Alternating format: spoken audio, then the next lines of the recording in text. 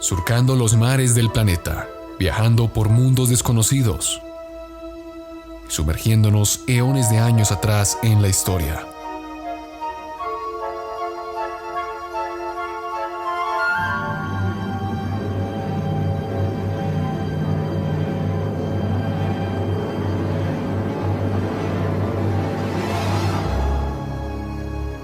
Bienvenido, estás a bordo del Nostromo.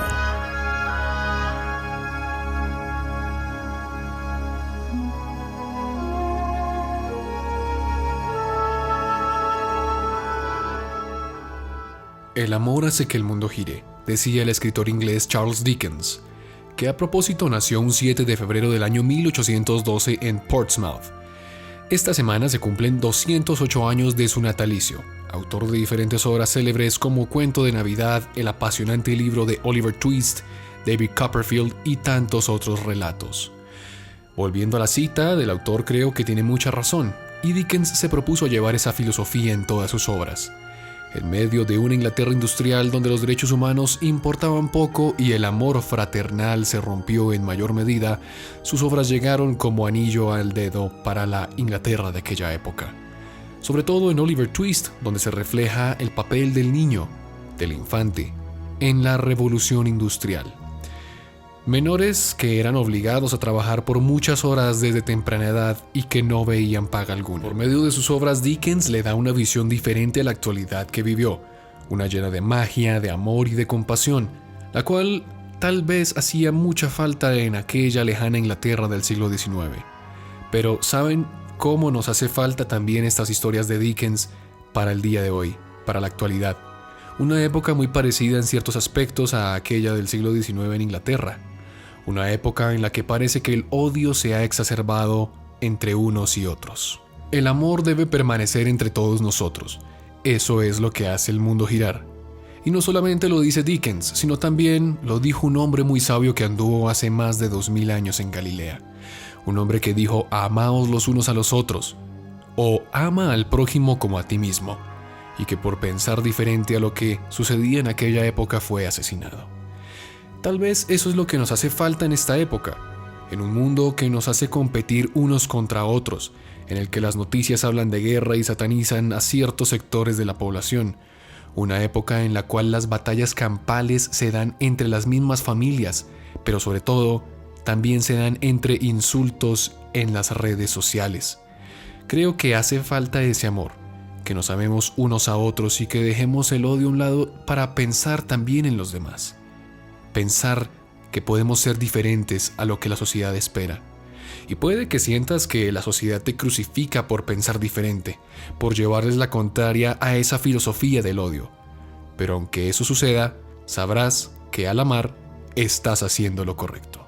Saludos tripulantes, bienvenidos a bordo del Nostromo. Yo soy Juan Manuel Correa, periodista y aficionado a la historia que los llevará en un viaje a través del tiempo y el espacio en búsqueda de las historias más interesantes, más curiosas y más intrigantes que la historia de la humanidad nos tiene para ofrecer. Comencemos.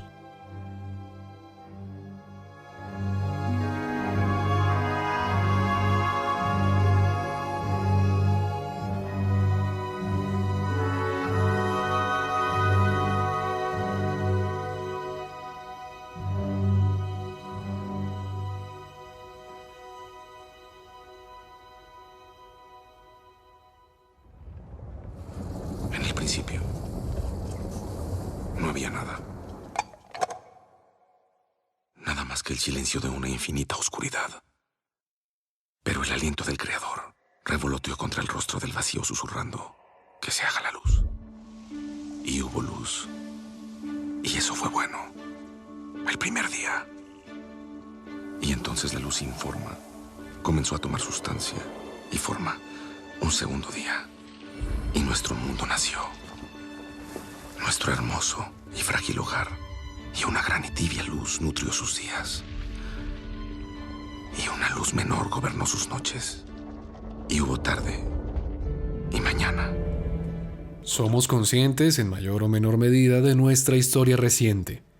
Es fácil sentirse identificado con los hechos que sucedieron en el siglo XX, el siglo XIX o incluso el XVIII. Y a medida que vamos retrocediendo en el tiempo, empiezan a aparecer nuestros vacíos históricos.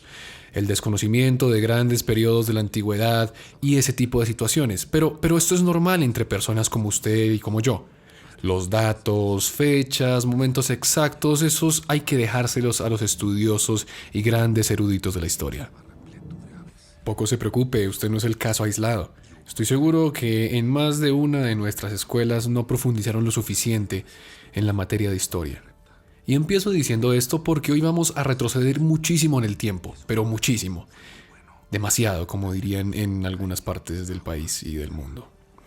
Una de las cosas que me fascina de la literatura del escritor Howard Phillips Lovecraft, autor que escucharán nombrar mucho en este podcast porque me gusta demasiado, es cómo logra transportarnos a épocas incluso más antiguas que la misma humanidad. Y uno de los términos que utiliza en numerosas de sus obras es el de los tiempos antediluvianos. Término que también podemos ver y apreciar en la obra de Edgar Allan Poe, Julio Verne e incluso Algernon Blackwood. Es utilizado para remontarnos a tiempos difusos en la historia de la humanidad, en el cual no había escritura y las tinieblas estaban cernidas sobre toda la exactitud de los acontecimientos que sucedieron. Pero para hablar de un tiempo antediluviano hay que creer entonces y hay que partir del hecho de que hubo un diluvio. Y básicamente se parte de que el diluvio universal del cual nos habla el Pentateuco judío en el libro del Génesis existió. Y hoy vamos a hablar de eso, del diluvio universal. En los siguientes minutos hago la aclaración para que después no salgan interpretaciones raras de lo que yo estoy diciendo. Hoy no pretendo probar o refutar la existencia del diluvio, del arca de Noé, de lo que dice la Biblia o este tipo de cosas. No. Hoy vamos a hablar del diluvio histórico, es decir, todas las cosas que han sucedido en la historia que han buscado darle una explicación a este hecho. Este no es el relato del arca de Noé. Nos vamos a referir un poco a ella y a cosas que la rodean a lo largo de la historia, pero no pretende ser un relato sobre el arca de Noé. Aquí nos centraremos en todo lo que hay alrededor de esta encantadora historia, que para muchos, incluyendo al escritor y Premio Planeta del 2017 Javier Sierra, representa el mito más importante a nivel mundial. Mito desde el punto de vista técnico en el que se refiere la historia a todo este tipo de relatos. No es que su servidor crea que esto sea un mito. Cada quien tiene su forma de pensar y yo también tengo mi percepción acerca de este hecho. Sí, pero lo que yo quiero que usted se lleve es que en caso de probarse que existió el diluvio universal, cambiaría todo lo que sabemos desde nuestra humanidad.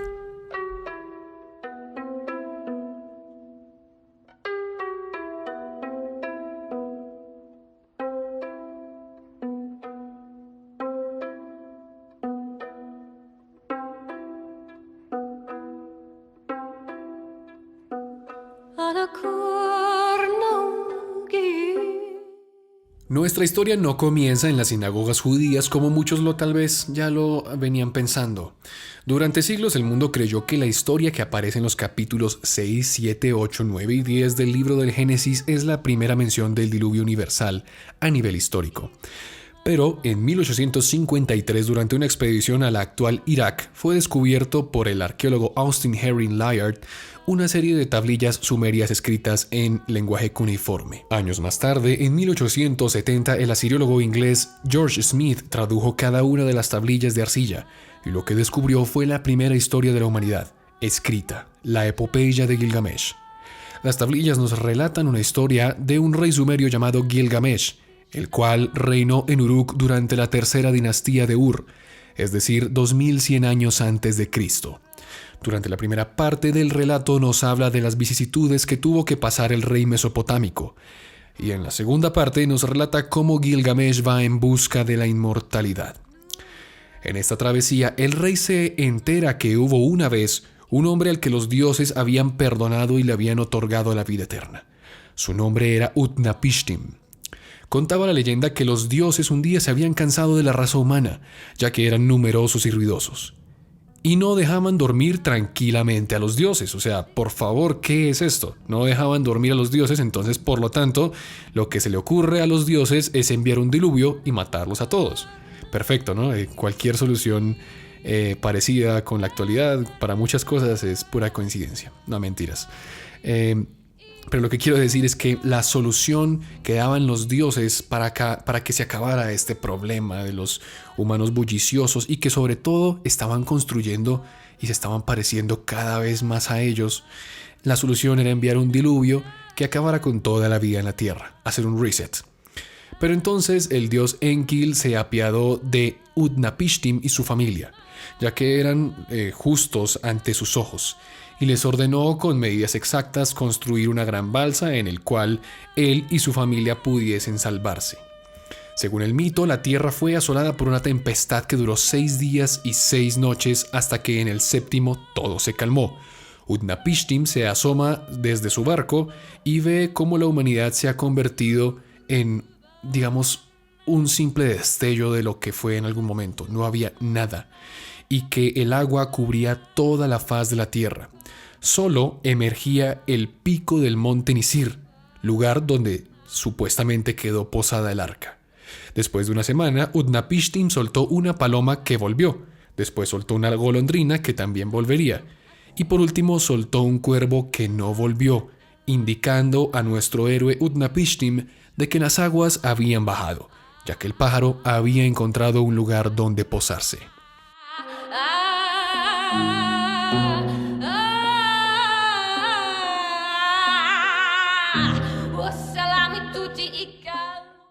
Es impresionante la similitud entre este relato presentado en Gilgamesh y la travesía del Arca de Noé.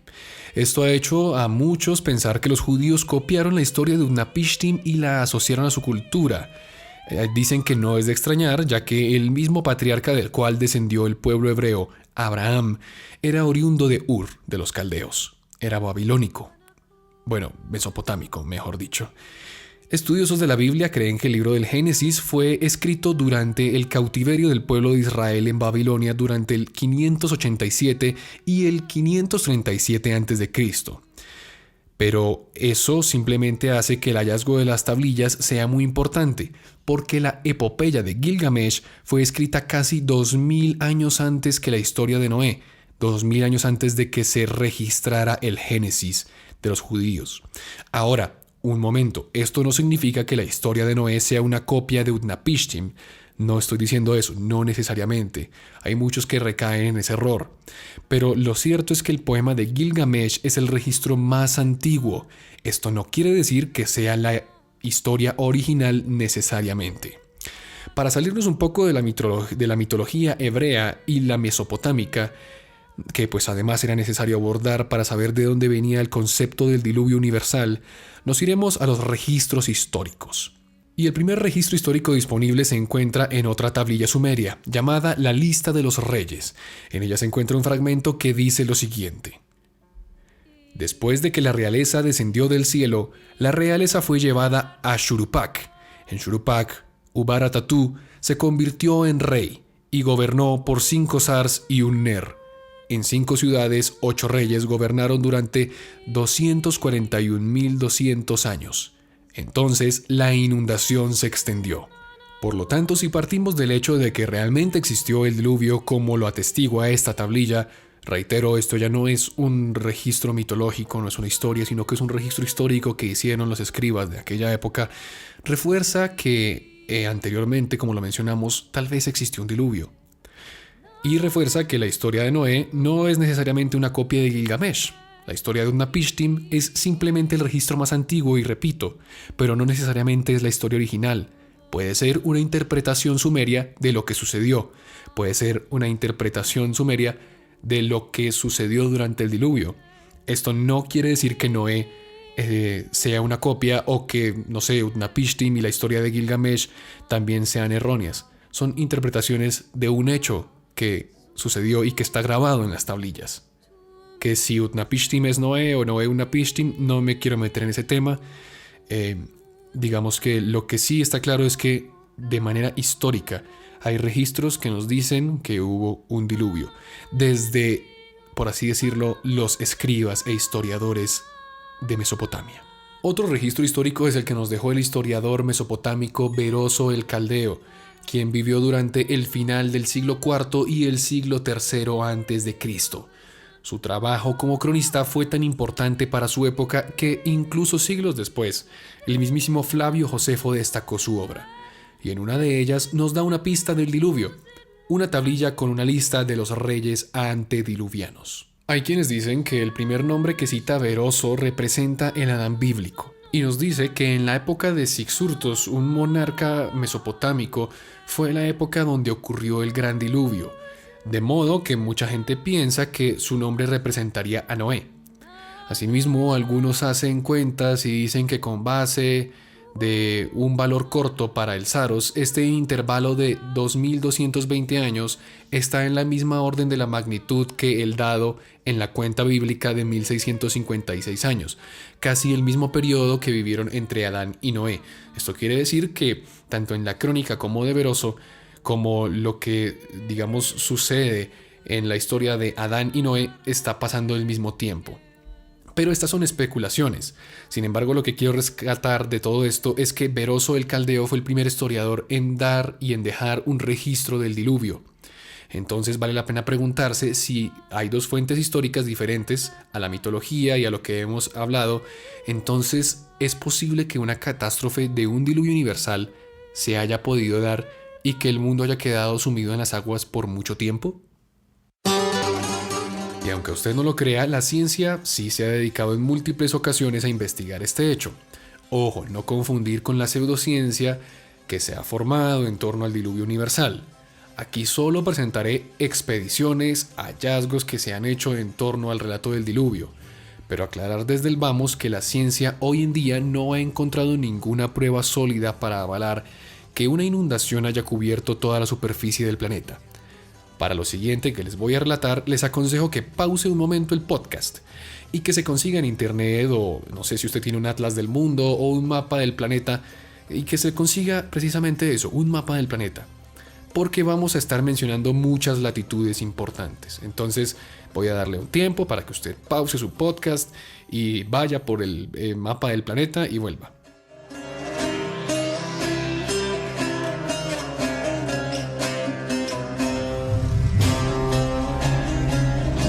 Listo, ya que usted tiene su mapa del planeta, vamos a comenzar nuestro viaje.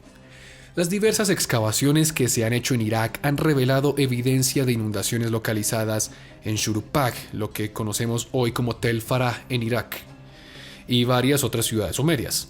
Una capa de sedimentos fluviales con radiocarbono que data de alrededor de 2900 a.C.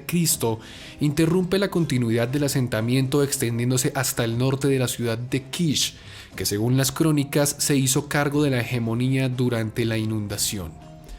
Otros sitios como Ur, Kish, Uruk, Lagash y Nínive presentan evidencia de inundaciones, en sus sedimentos, en las entrañas de la tierra. Ese proceso lo que hace es que usted cava un hoyo, y usted lo puede hacer incluso en su casa. Usted cava un hoyo grandísimo de bastantes profundidades en la tierra, y usted va a empezar que la tierra tiene capas. Y cada capa, cada sedimento tiene representación de una época. Entonces lo que hacen los arqueólogos es que de acuerdo a las capas van mirando si concuerda con, por ejemplo, huesos que se encuentran, con cerámicas o hallazgos o tesoros o ese tipo de elementos que concuerden con la época en la que se data, digamos, este sedimento de la tierra o esta capa de la tierra. Entonces, de acuerdo con eso, la inundación de Shurupag parece haber sido el evento localizado causado por la represa del río Karun a través de la extensión de las dunas, las inundaciones del Tigris y las fuertes lluvias simultáneas en la región de Nínive que se extendieron hasta el Éufrates. Luego aquí estamos viendo que los científicos encontraron ciertos atisbos o ciertas señales de que esta región de Mesopotamia, Ur, Kish, Uruk, Lagash y Nínive presentan, digamos, una evidencia de que hubo una inundación en algún momento durante el 2900 a.C. Por otro lado, en Israel no existe evidencia de una inundación generalizada. Dadas las similitudes en la historia del diluvio mesopotámico con el del relato bíblico, parece que tienen un origen común, que tienen un origen en Churupac, en el relato de Churupac. Eso a un nivel local. Pero para explicar algo más universal, también existen algunas teorías. Las inundaciones a raíz del último periodo glacial pueden haber inspirado también mitos sobre el diluvio.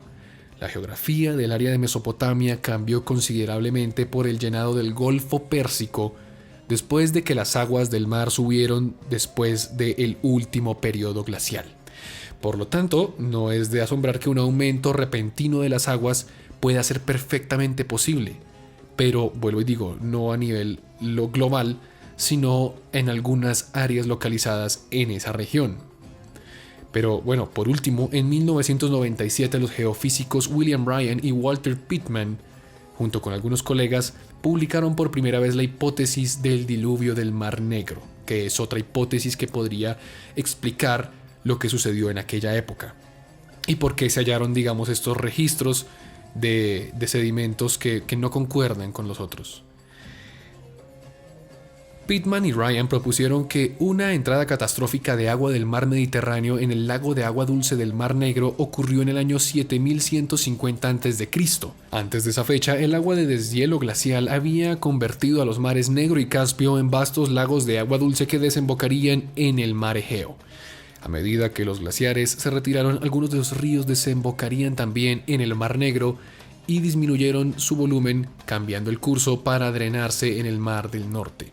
Espero que esté siguiéndome la pista con el mapa porque son demasiadas localizaciones. Entonces los niveles de los lagos cayeron por evaporación, mientras que los cambios en la hidrología mundial hicieron que el nivel general del mar aumentara. Entonces, como creció, digamos, a nivel general el mar, la creciente del Mediterráneo, del mar Mediterráneo, finalmente se derramó sobre la región del Bósforo. Lo que parece ser es que, por así decirlo, muchísima agua se quedó aglutinada en el mar Mediterráneo y rompieron algún estrecho, el cual permitió que, por así decirlo, el mar Negro recibiera toda esa agua e inundara la región del Bósforo, es decir, casi toda Turquía. Se calcula, según lo que dicen los científicos, que el evento inundó aproximadamente 100.000 kilómetros cuadrados de tierra y expandió significativamente la costa del Mar Negro hacia el norte y hacia el oeste. Según nuestros investigadores, cada día se vertieron alrededor de, escuche, 50 kilómetros cúbicos de agua. Eso quiere decir 200 veces el flujo de las cataratas del Niágara. Entonces, para que usted se haga una idea, el valle del Bósforo rugió y surgió a toda velocidad durante al menos 300 días. O sea, cada día que pasaba de esos 300 días subía el nivel del mar aproximadamente 50 kilómetros cúbicos de agua. Esto perfectamente es una inundación catastrófica. Ahora, en caso de que esta teoría, que está muy bien sustentada, hubiese sucedido, no significa más que una gran inundación local en el Bósforo. Sí, inmensa en proporciones, pero no universal, como lo relata el texto bíblico o lo relatan las crónicas sumerias. Lo que se cree es que los humanos que se asentaron allí se vieron afectados por la inundación y huyeron a otras partes del mundo, en especial al sur donde se asentaba Mesopotamia. La historia de la destrucción en el Bósforo creó todo tipo de mitos que después fueron pasando de generación en generación y posteriormente se transformarían en la historia de Utnapishtim y probablemente en el Arca de Noé.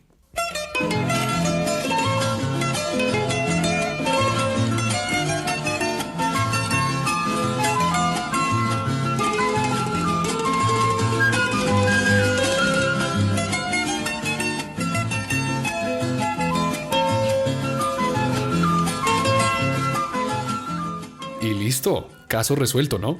Si fue una inundación local, entonces eso explicaría lo que recogió Beroso en sus crónicas, la historia de Gilgamesh, el Arca de Noé e incluso los hallazgos locales en las capas de sedimento a lo largo y ancho de Irak, ¿no? Y bueno, aquí hay que detenernos un momento y tocar otro tema que no hemos tocado aún. Y es que en un ejercicio juicioso, al mirar atrás en la historia, también se requiere que miremos un hecho desde todos los puntos de vista que existieron, o por lo menos de los que se tiene constancia alguna. Y es aquí donde curiosamente nos encontramos que los relatos del diluvio universal sumerios y judíos no son ni por asomo los únicos a nivel mundial. Causa curiosidad saber que en latitudes tan alejadas de la media luna fértil del Medio Oriente, también existieron historias de inundaciones que acabaron con la vida en una región específica, en la región donde se cuenta la historia. Y, ojo al dato, que en muchas de estas historias se repite que una persona, con una familia o con otro grupo de personas, logra salvarse de la destrucción. En algunos casos, como el relato griego, el mito de Decaulión, uno podría intuir que se trata de la misma historia de Utnapishtim y de Noé replicada años después. Lo mismo ocurriría en otros lugares cercanos. Pero eso no explica por qué en latitudes lejanas como el continente americano, Asia, África y Oceanía, que nunca tuvieron contacto con los europeos, árabes y hebreos sino hasta hace pocos siglos, también se hablara de un diluvio universal con elementos similares. Por ejemplo, no nos vayamos tan lejos, quedémonos aquí en Colombia, la cultura chibcha. Así es, los muiscas en Colombia, nuestra querida y amada Colombia. Nos cuenta que la leyenda dice que Chipchacum, dios del bien y el mal, castigó la maldad y envidia de los hombres enviando un diluvio. Muchos murieron y otros agonizando pedían a Dios que cesara la lluvia. Entonces el héroe Bochica golpeó una roca con su bastón y se convirtió en un desagüe que hizo que la inundación parase. Si usted no sabe de qué desagüe hablo y si no conoce la leyenda, esta es la leyenda de la creación del famoso Salto del Tequendama. Estoy seguro que si usted es bogotano o colombiano, ha ido varias veces por ahí.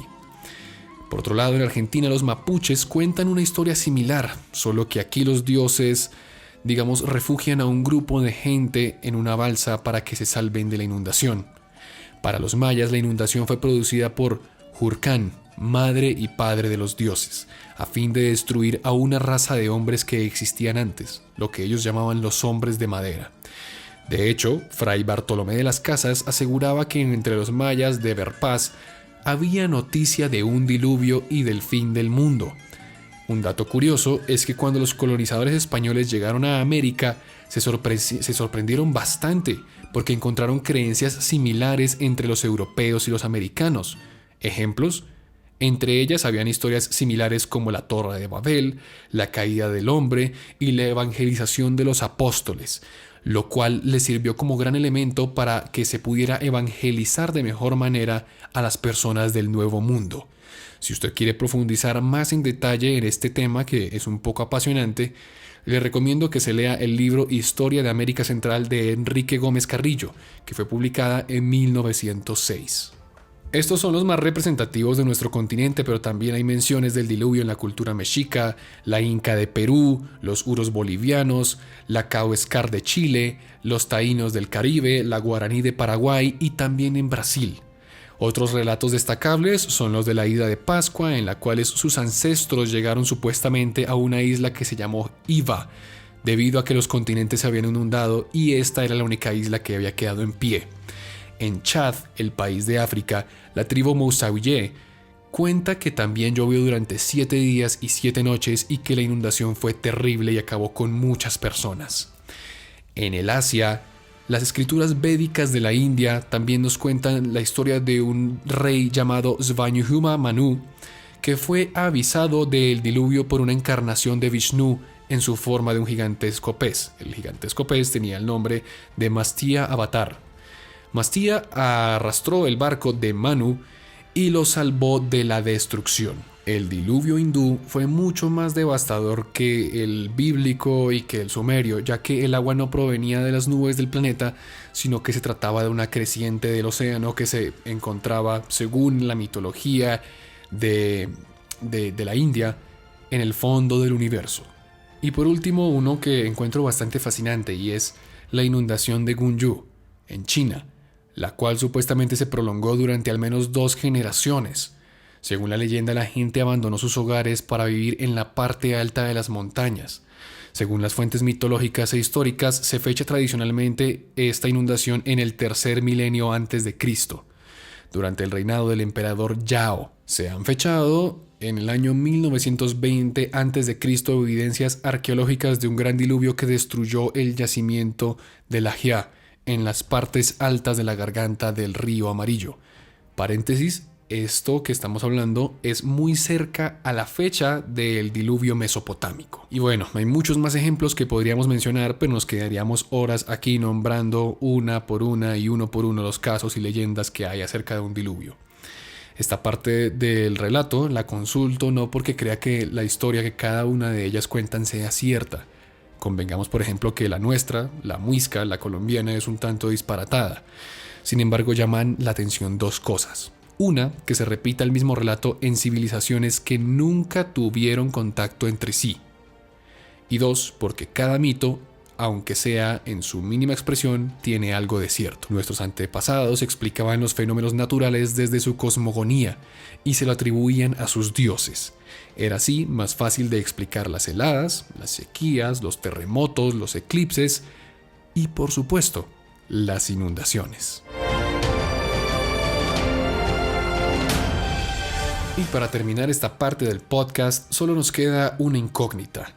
Si realmente existió un hombre que salvó a la humanidad de una inundación, ¿dónde quedó su método de escape? El búnker flotante. ¿Dónde está su barco? ¿Dónde está el arca? Nos remitimos a hablar simplemente de Noé y de Utnapishtim, ya que comparten muchas más similitudes que todos los demás relatos, y que, podemos convenir, fueron los primeros en hablar de un diluvio universal, o por lo menos es de los que hay constancia más temprana. Según el poema de Gilgamesh, la embarcación de Utnapishtim descansó en el monte Nisir, que queda ubicado actualmente en el Kurdistán iraquí, en lo que le llaman la Anatolia Sagrada. Es un monte con aproximadamente 9.000 pies de altura y que, a pesar de que se haya buscado el arca, nunca se ha encontrado nada y tampoco se han hecho muchos esfuerzos. El mundo árabe, musulmán y sobre todo los kurdos tienen una visión muy diferente a la que tenemos nosotros los occidentales. Por otro lado, la historia que rodea al arca de Noé es un poco más interesante, porque sí la han buscado durante siglos. Y sí, han sido muchísimos los que se han puesto en la tarea de buscar el arca de Noé. Respecto a la supuesta ubicación del arca, el versículo 4 del capítulo 8 del Génesis nos dice lo siguiente: y reposó el arca en el mes séptimo a los 17 días del mes sobre los montes Ararat. El monte Ararat está localizado en el altiplano armenio en Turquía. Es un volcán inactivo y mide aproximadamente 5.137 metros de altura. Han sido cientos de buscadores los del arca perdida. Por ejemplo, volvemos a hablar del historiador Beroso de Caldeo, quien en una de sus tantas obras declaró que él había visto un barco encima del Ararat. En el siglo XIII, Marco Polo, el veneciano, afirmó que en el corazón de Armenia, en la cima del monte Ararat, descansaba el arca de Noé. Estas cosas inspiraron mucho a diversos aventureros en busca de esta reliquia histórica. El primero en hacerlo sería el cartógrafo Frederick Parrot, el cual sirvió en el ejército del Cáucaso contra las tropas de Napoleón. Parrot escribió en su libro Viaje al Ararat que todos los armenios estaban firmemente convencidos de que el arca de Noé permanecía hasta esos días en la cima del monte y que, en orden para preservarlo, ningún ser humano puede acercarse a él. Y también decía que los monjes que yacían en monasterios en las cercanías al monte lo dejaron ver algunos trozos de la supuesta arca. En 1876, James Bryce, historiador, estadista, diplomático, explorador y profesor de Derecho Civil de la Universidad de Oxford, trepó por encima de la línea de los árboles del monte Ararat y encontró una losa de madera tallada a mano, de 4 pies de largo y 5 pulgadas de espesor, que identificó como un trozo del arca. Y así hubo muchas otras expediciones a lo largo del siglo XIX. Pero todo eran habladurías, que se habían visto una cosa, que se habían encontrado otra, que yo me encontré una madera, que yo me encontré esta cosa, que yo me encontré esta otra, etc. Se habla también, pero solo son especulaciones, por eso digo que se habla, que el zar Nicolás II de Rusia envió una expedición al Ararat en 1917 para supuestamente recuperar el arca, pero que cuando los exploradores volvieron del monte con todas las cosas, con todas las tablas y las pruebas de que el arca existía allá, se encontraron en Rusia con un cambio de régimen, con la revolución bolchevique, el inicio de la Unión Soviética.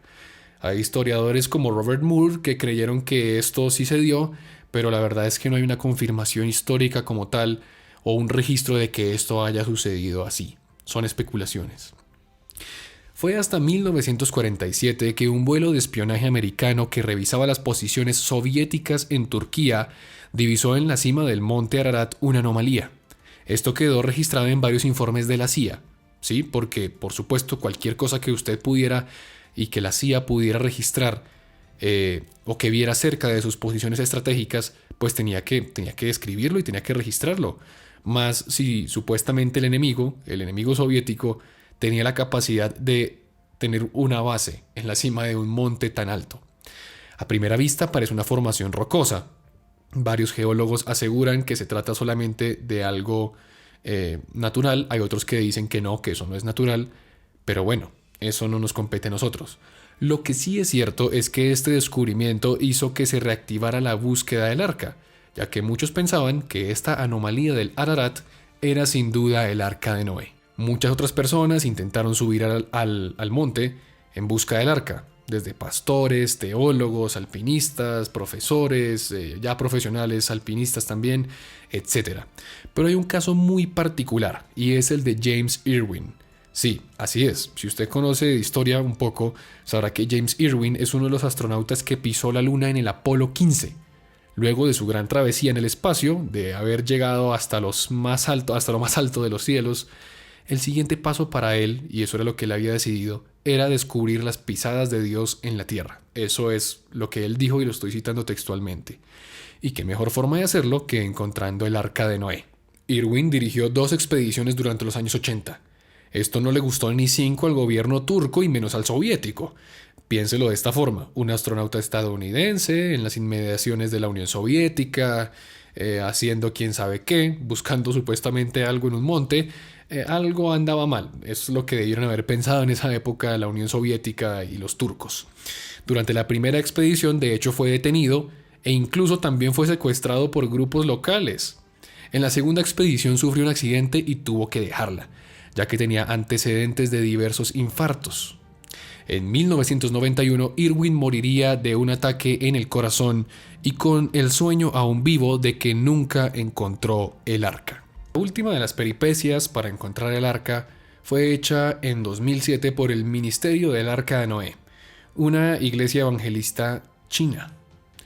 En 2010 habían llegado noticias a todos los medios y si usted recuerda, en aquella época grandes medios como el New York Times, el Washington Post y otros que realmente uno creería que tienen el mínimo deber de contrastar las fuentes, habían dado una noticia muy importante y era que estos señores, los del Ministerio del Arca de Noé, habían encontrado el arca en la cima del monte Ararat. La noticia vino acompañada de algunas fotos de supuestamente el interior del arca. Se veía, digamos que, las paredes congeladas del arca.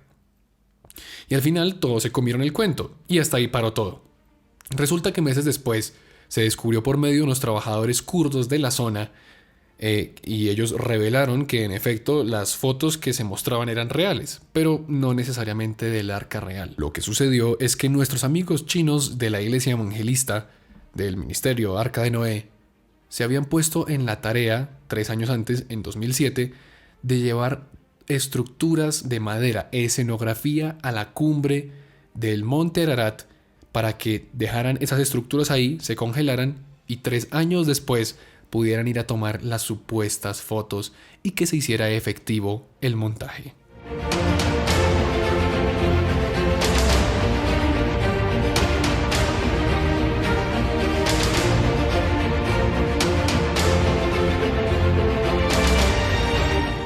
Con esto terminamos nuestro relato del día de hoy. Un viaje bastante largo a decir verdad. Y uno que le dio la vuelta al mundo. Espero que se haya entendido con esto que no quiero asegurar o refutar la existencia del diluvio universal. Solo presento los hechos, evidencias, investigaciones, escritos, crónicas y pistas que hay en torno a este. Y eso al fin es lo que hace un periodista, presentar los hechos y que cada uno de ustedes decida en qué creer. Y también lo que hace un historiador, recoger las historias que hay en torno a un hecho. Y sobre todo también recoger todo lo relacionado con tal vez el mito o relato más importante y que más veces se repite en distintas culturas en la historia de la humanidad. Que esto no sea un dato menor, pues lo convierte en algo único. Al final, podemos quedarnos con el relato de Noé. Muchos pensarían que la historia se trata de la ira y la venganza de Dios contra la humanidad, pero no es así del todo, o por lo menos yo no lo veo así. Para mí es una historia de una segunda oportunidad, una historia acerca de creer de que todas las cosas van a mejorar, y eso al final es lo que ha sucedido a lo largo de toda la historia de la humanidad. No importa cuántas veces el ser humano se haya equivocado, o el mal que haya hecho, siempre tendremos una segunda oportunidad para mejorar. Y que no hace falta un reset, una destrucción masiva para que nos demos cuenta. Dios siempre nos da segundas oportunidades y la promesa de la confianza que Él tiene en nosotros como especie.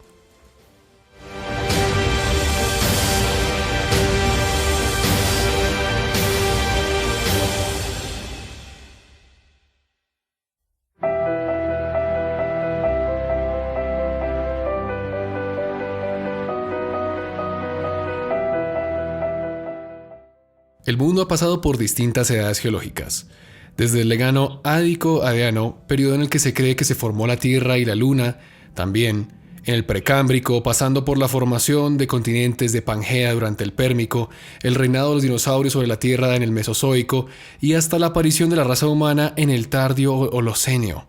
Nuestro planeta ha pasado por numerosos cambios. Todos estos cambios se vieron influenciados por factores que cambiarían la Tierra para siempre. Se cree que el gran cambio del Holoceno al final de la glaciación fue el último cambio con el que el tiempo geológico pudo ser presenciado por el ser humano. Así este estuviese en una etapa muy primitiva.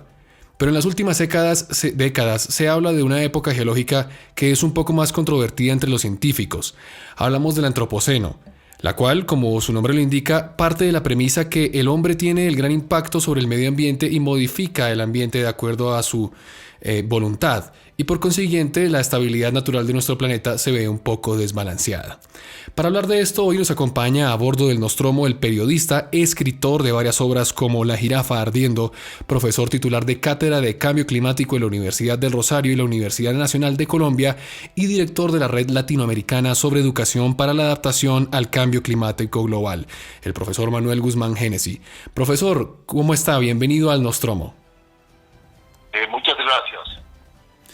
Profesor, vamos a hablar un poco acerca del Antropoceno y para las personas que estamos un poco acostumbrados a los temas de ciencia, de historia, nos es un poco más, digamos que somos un poco más conscientes a la hora de hablar de esto. Pero para explicarle a la audiencia qué es el Antropoceno, de dónde sale esto y por qué es tan importante entender este concepto.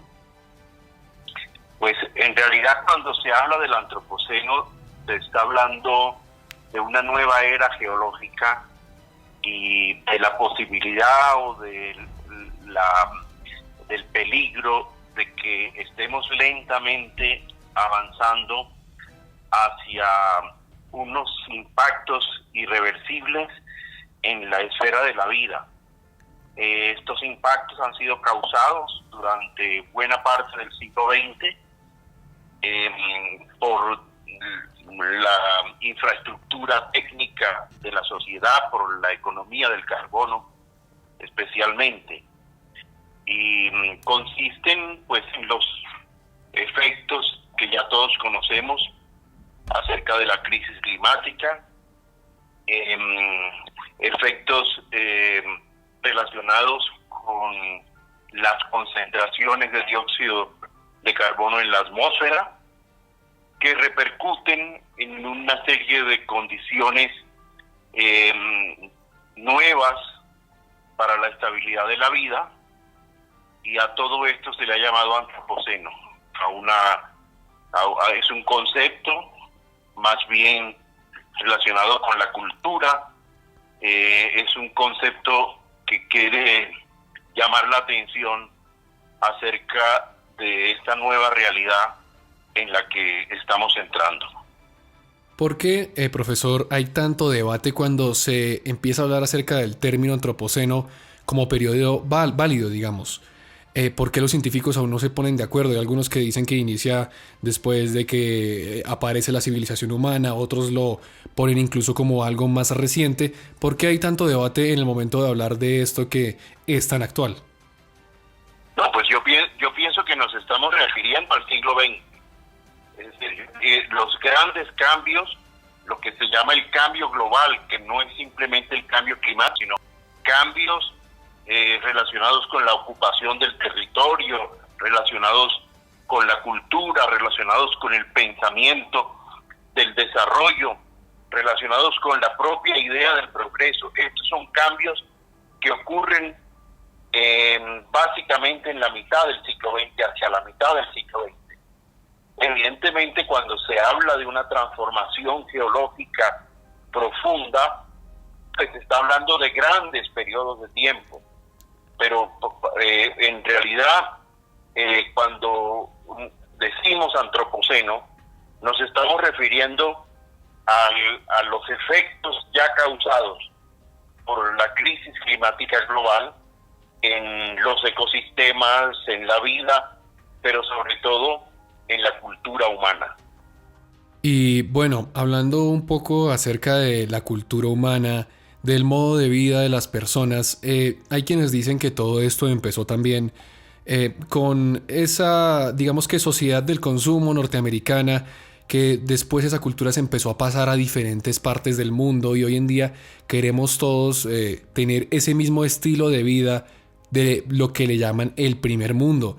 ¿Es sostenible esto? ¿Es sostenible que un país como Colombia o países a lo largo del mundo intenten replicar este mismo modelo de vida sabiendo el gasto energético y de emisiones de CO2 y todo lo que eso conlleva?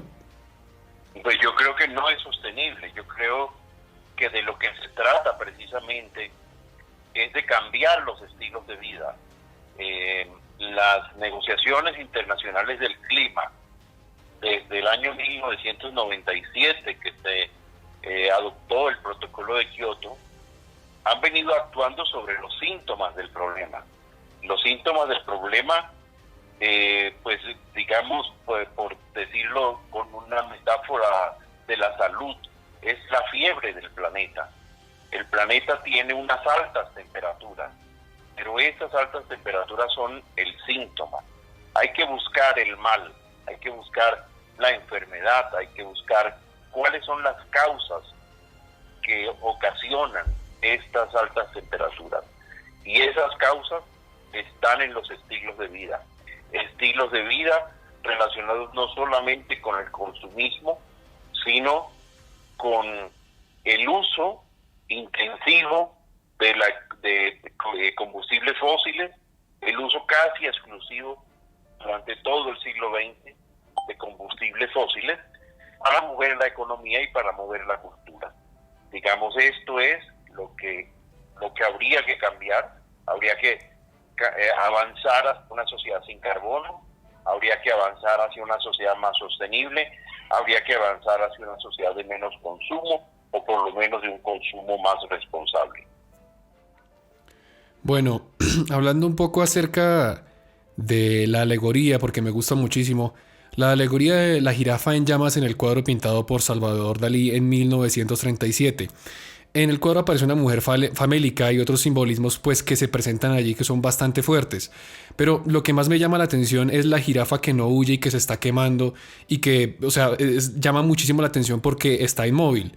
Y digamos que, ¿por qué utilizo este ejemplo? Porque con los incendios en Australia, en el Amazonas y otras catástrofes que están sucediendo a nivel mundial, me hace pensar si la humanidad realmente es esa jirafa que arde en llamas y no hace nada para remediarlo. Sí, usted lo ha captado muy bien. Yo creo que el cuadro de Dalí, pues de manera premonitoria, porque es un cuadro pintado entre el 35 y el 36, el cuadro de Dalí lo que hace es anunciar este futuro que hoy estamos viviendo y que refleja la trampa del progreso. Él se alcanzó a imaginar una jirafa en llamas, pero que está estática. Entonces yo siempre me he preguntado cuáles fueron las motivaciones o cuáles fueron las previsiones que Dalí pudo haber visto para plasmar esa imagen y para comunicar hacia el futuro de la humanidad esa imagen de una jirafa que, a pesar de estar ardiendo, no huye en busca de auxilio, en busca de agua, nosotros sabemos que estamos inmersos en esta economía del carbono. Nosotros sabemos cuáles son las causas de la crisis climática global que vivimos. Tenemos perfectamente identificadas las causas. Tenemos perfectamente identificada la necesidad de cambiar de economía, de avanzar hacia una economía sin carbono. No obstante, permanecemos inmóviles en ella. No hacemos esfuerzos significativos. No hemos hecho esfuerzos significativos, por lo menos en la segunda mitad del siglo XX. En los años que van del siglo XXI, sí se notan algunos esfuerzos mayores para prescindir o para cambiar esa economía por una economía basada en energías renovables más sostenible.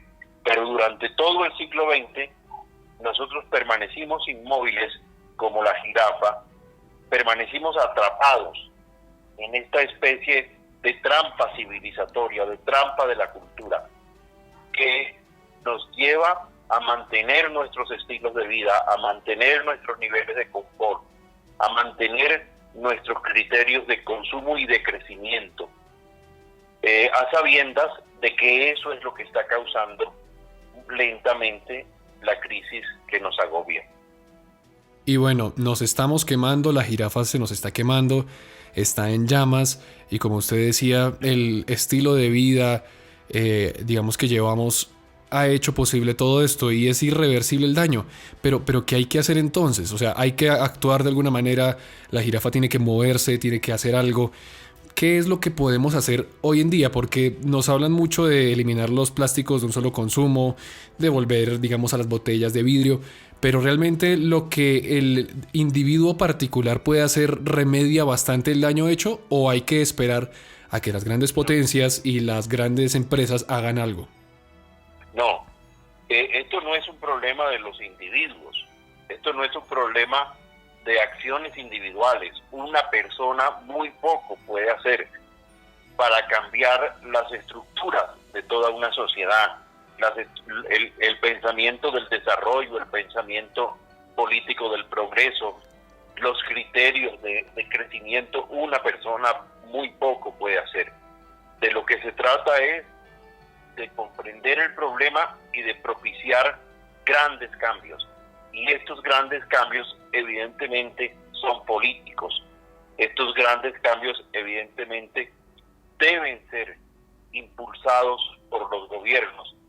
En las cumbres internacionales a donde se dirime el futuro del mundo, sí, pero con la participación de todos los ciudadanos, no solamente de los empresarios, también de las universidades, de los académicos, de las organizaciones sociales, de las organizaciones de jóvenes. Esto es un problema que involucra a todos, de las comunidades étnicas, indígenas, etcétera. Y es el momento de grandes cambios y no de acciones individuales que poco repercuten en el fondo del problema. Bueno, y finalmente, hay algunos científicos que sitúan la última gran extinción que ocurrió en la Tierra, la quinta extinción, durante el periodo Cretácico-Palógeno. Algunas también, digamos, dicen que fue la extinción que hubo a principios o a finales del Oligoceno, donde murieron mamuts y otros grandes mamíferos. En aquel entonces fueron factores que lo permitieron así. El asteroide en el primer caso, y en el segundo se cree que es una edad glacial. Pero si estamos hablando de antropoceno, lo aterrador y el dato aterrador es que nosotros como seres humanos podríamos ser la posible causa de una próxima sexta extinción. ¿Qué tan cerca estamos de que ocurra algo así? Estamos en la sexta extinción. En este momento se han perdido muchas especies vivas. De la especie nuestra se han perdido miles de individuos a causa de la crisis climática.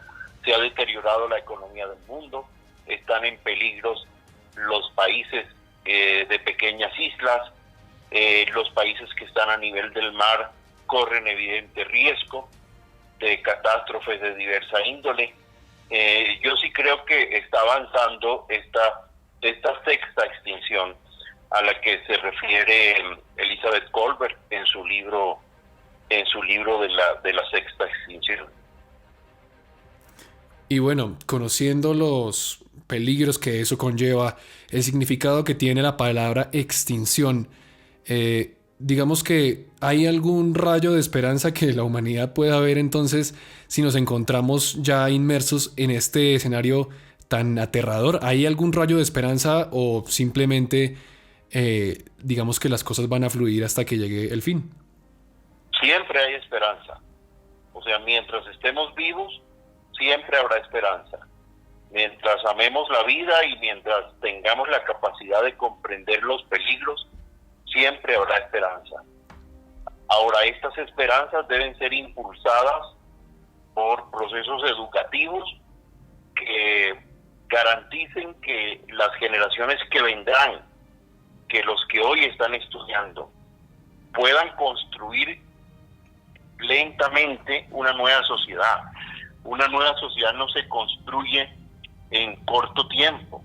Los cambios que se necesitan hacer son cambios de gran alcance, son cambios sin precedentes, son cambios profundos en la economía.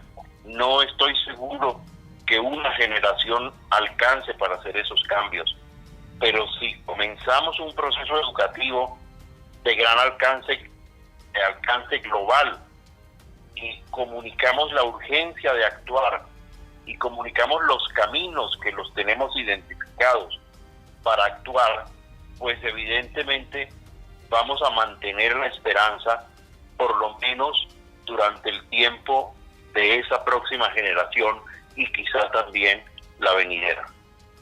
Ya para terminar, no puedo, digamos, dejarlo ir sin que nos cuente un poco acerca de su libro La jirafa ardiendo, porque cuando estuve investigando acerca del tema, una de las cosas que me apareció, digamos, dentro de la búsqueda fue su libro.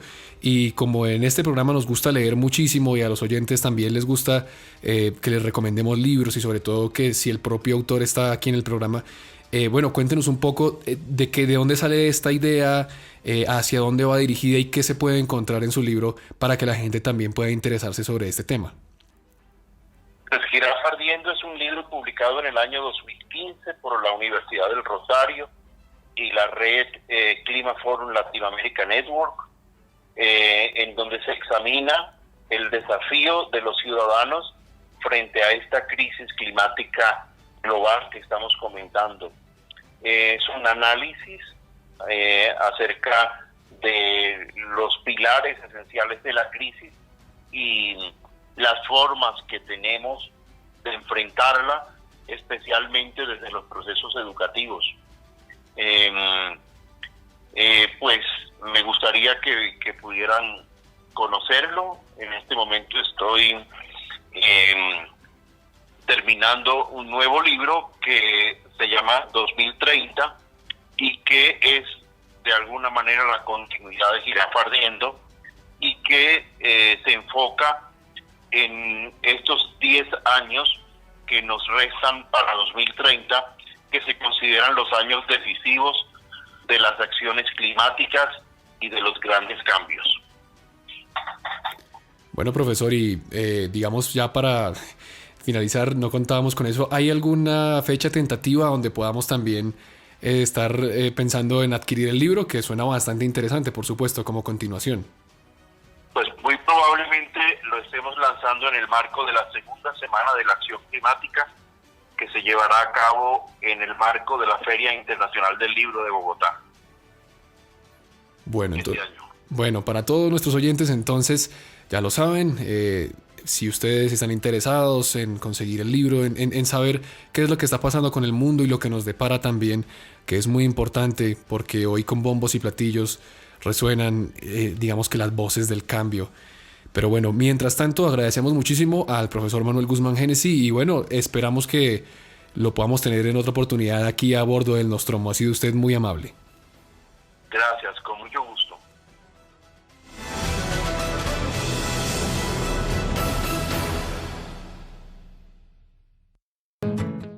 Y con esto llegamos al final de nuestro programa del día de hoy aquí a bordo del Nostromo.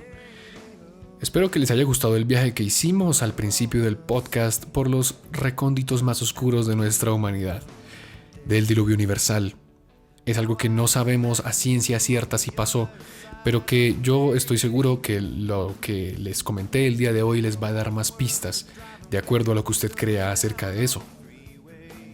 No estoy refutando y en ningún momento quise refutar las creencias de nadie, porque en parte también hacen parte de las mías.